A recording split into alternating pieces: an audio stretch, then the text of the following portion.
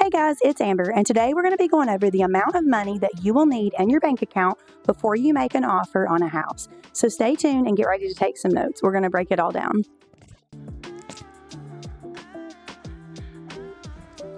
One of the biggest questions that people ask me when we start looking for homes is, what is this actually going to cost me to buy a house? And I totally get this because a lot of people only think about the price of the home. They don't really understand that there's a lot of other things that they're going to have to account for in reality, other than just their down payment and then the loan price itself.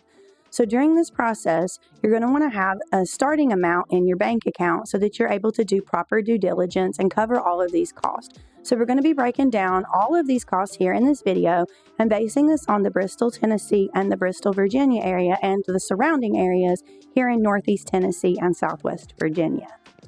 The first cost most people think about is their down payment. And yes, this can be a really big part of your expenses, but the amount you really need will depend upon your loan type. So we've talked about this in other videos. Sometimes buyers will need to put down 3%, sometimes 3.5%, sometimes more. And there are some programs that allow for like a first-time buyer assistance or zero down, but you have to go to your lender and get qualified for these. So before we start looking for a home, it's really important to know who your lender is, get your pre-approval, and know what kind of loan you have.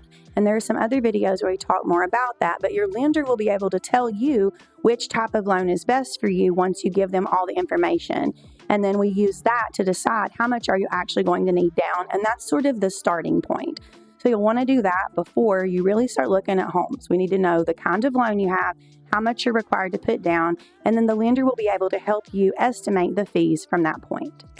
So after you've decided your loan type and you get with your lender to know how much you're paying down, the next thing is your closing cost. So this is where a lot of times buyers are kind of surprised and maybe even a little confused. Your closing costs can include your lender fees, title-related expenses, your appraisal, prepaid things like taxes and insurance, and then any other costs that are tied to finalizing your loan purchase. A general rule of thumb is around 2 to 5% of your loan amount. That is about how much your closing costs are going to be, but your specific lender can look at the house you're offering on and can give you a much better estimate. So instead of just guessing, it is better to talk with your lender and keep the communication lines open so that your lender and your realtor and you can have a conversation and understand exactly how much the closing costs will be on the house that you choose to offer on. So just for example, if you're buying a house that cost about $250,000 here in Bristol, your closing costs could easily be several $1,000s on top of what you are already paying down. Because remember, this is not your down payment. So this is why I always tell buyers just to ask, not how much house can I afford, but how much do I realistically want to have to bring to closing. So also, we want to keep in mind that your closing cost, that is what you're going to be paying at the table. So you don't have to have that amount of money when we make the offer. You'll need that by your closing date. And your closing date is set in your contract that your realtor writes for you when you're making the offer. So it's really important to have communication and to know when that closing date is, how much you're going to be expected to bring, and to talk with your lender to get all of these numbers, and then talk with your realtor to put that into your offer. So communication is super duper important here. So you want to make sure that you consider all the numbers that the lender gives you. And remember that these are estimates. So your lender can look at last year's taxes. Your lender can predict how much your homeowner's insurance might be, but all of this is an estimate. So your closing costs could be a little more or a little less depending on who you choose for your homeowner's insurance, depending on what the taxes are for that home next year. So your lender will do their best to get you as close as possible, but it is still just an estimate. So it's important to keep that in mind. But on a good note, I've never seen a contract in the last 4 years that I've written where the person owed more money than what we allotted for their closing costs. Sometimes they might owe a little less. So that's at least good news because you know that we're doing a really good job trying to predict that. Sometimes I see buyers that they don't ever even talk about closing costs. They don't even know what that is at all. And they tell me that in the past they've worked with realtors and lenders that didn't even tell them about this. So they got under contract and then they were expected to bring $8,000 and $9,000, $10,000 to the closing table, and they did not have that money to bring. So this is a super important step. You want to make sure everyone's on the same page, and you want to make sure that you have a realtor and lender that are able to work together, communicate these costs, and figure out how you're going to pay those, because they will be your responsibility once you sign that contract. Another really cool thing that I want to share with you is that when I work with buyers, almost every single time, I try to write into the contract that the sellers are going to contribute and pay some of these closing costs. So you have to do this when you're writing the offer, and your realtor should know how to do that. And if you have any questions about it, you can leave me a comment. But ultimately what happens is the buyer gets their loan, and then they say, we're going to give the seller $210,000 for this home. But out of the $210,000, I would really like for the seller to pay $10,000 to the buyer's closing cost. So we write that in there, and when their agent presents the offer, they tell them all of this. So at the closing table, this seller contributes or pays part of the buyer's closing costs, or all of them, depending upon what you write in. So your buyer will never actually get money at the table, but it's like a credit to them. It can get a little confusing, especially with certain properties. But if you have any specific questions about it or would like it explained more clearly or in better detail, give me a call and book a consult, and we'll talk over it however many times you need to. But it's a super cool thing that's helped a lot of buyers. I know myself, I don't just go into my bank account and have $10,000 to just put out at the closing table. So most people do not, especially when they're buying their first home or when they're upgrading and they have a large family. They might not be able to save that much money. So this is still an option that's really helpful, and a lot of people do this every single day in the offers I write. So if you have any questions, just drop a comment and I'll do my best to give you a shout and we can talk about your situation. Another cost that you want to think about is called your earnest money deposit. It's also called the EMD. So this is the money that once you get under contract, you're going to take this money usually to the closing company. Some real estate brokerages will hold them. I do not. My company does not do that. But sometimes you'll take it to the real estate brokerage. Then other times you'll take it to the title company, which is what I practice. So that company will hold that money, and this is like a good faith deposit. So the seller, when they receive this contract, they remove their home from the market, and you're giving this earnest money deposit. So most of the time, this deposit is safe at the title company, and you will get it back if you back out of the contract. If you back out of the contract and there is no reason at all that you've done this, the seller can choose to try to keep that money. But what the money is for is to show that you are serious about the home, and that money is held so you have something of value of yours that is held while the seller takes their home off the market. And then at the very end, all of this is credited back to you. So in a transaction where you're keeping up with all of your deadlines, you should either get the money back if you back out of the contract, or you should have the money applied to your closing costs and your expenses. So either way, the money's going to get used by you. Most of the time in this area, people will put down about 1%. I've also seen people put $500, $700, or $1,000. So you will go to your bank account, you'll wire this to the title company, and you can also go to your bank and you can get a cashier's check from the bank. You can't take cash. Most of these places don't have any kind of cash drawer to take that money.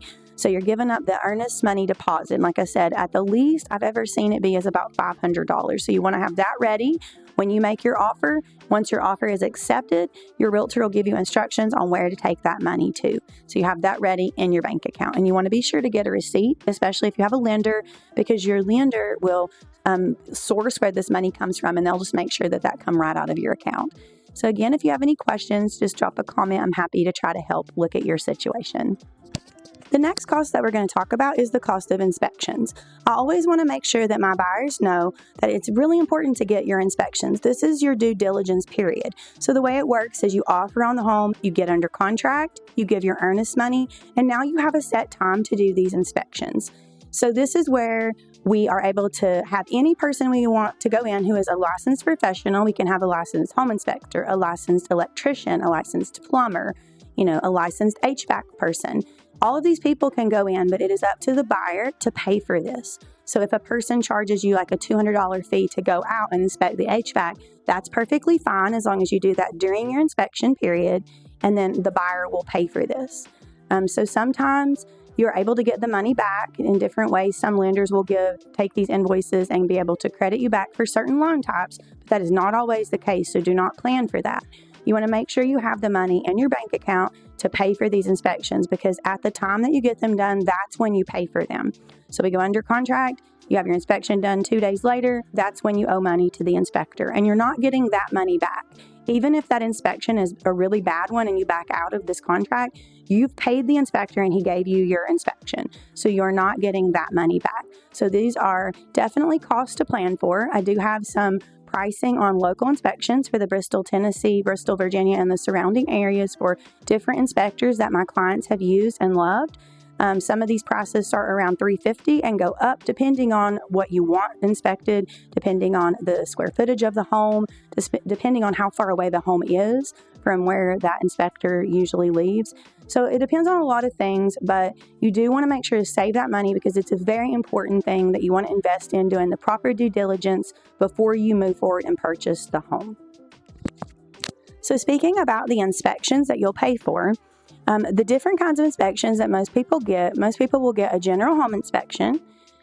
They'll get a termite inspection. You can also get radon, septic, well inspections, and there are other types of inspections like pool inspections, but it just depends on the house you're getting. Of course, you might not need a full inspection. So I do have a list of different kinds of inspections that will be in below, so you can find the link and get that as well.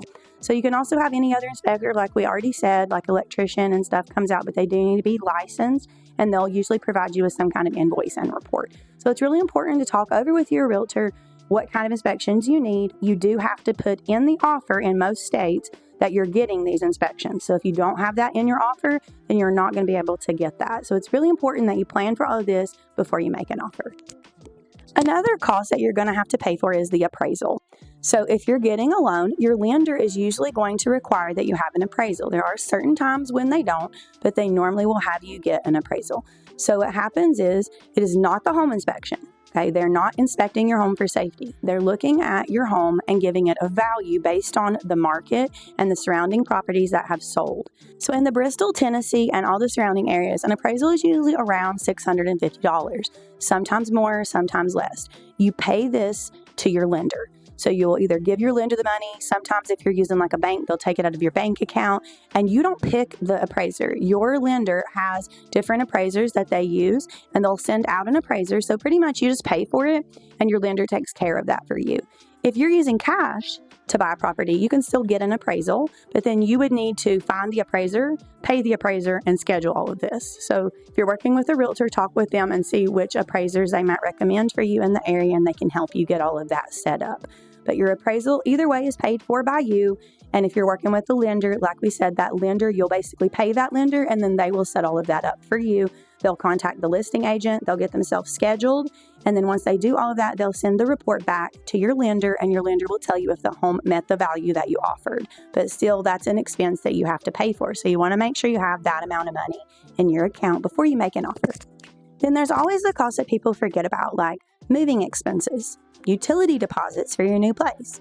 Maybe you might need to paint something immediately, or put some floor down, or buy a refrigerator or a dryer, washing machine, dishwasher, all the different things that are the small things but can add up really quickly once you get your home.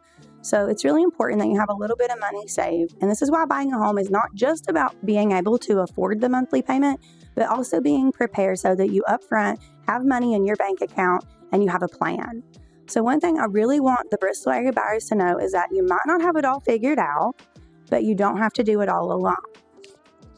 So if you're buying in Bristol, Tennessee, Bristol, Virginia, or any of the surrounding areas, the best thing you can do is sit down early with a good local lender and figure out your numbers before you fall in love with that house and then you're not ready. This way, when the right house does pop up, you are ready. You know what your payment looks like. You know how much cash you might need to close. You know what your budget is. You know what expenses might come up and how much those inspections might be. Because truthfully, buying a home in Bristol is absolutely doable for most people. But it goes a lot smoother whenever you understand the full picture and you understand what you're going to be responsible for and when you need each amount of money. So if you're thinking about buying in Bristol, Tennessee, Bristol, Virginia, or anywhere here in the Tri-Cities, and you want help figuring out what that will look like for you, reach out to me. I would love to hear your story, and I'd be happy to help you put a game plan together. If you like this video and this is helpful to you, subscribe so you can stay in the loop on Bristol, Tennessee, and Virginia real estate, market updates, home tours, tips, and buying and selling in this area. I would love to help you and talk to you, hear your story, and see if we're a good fit.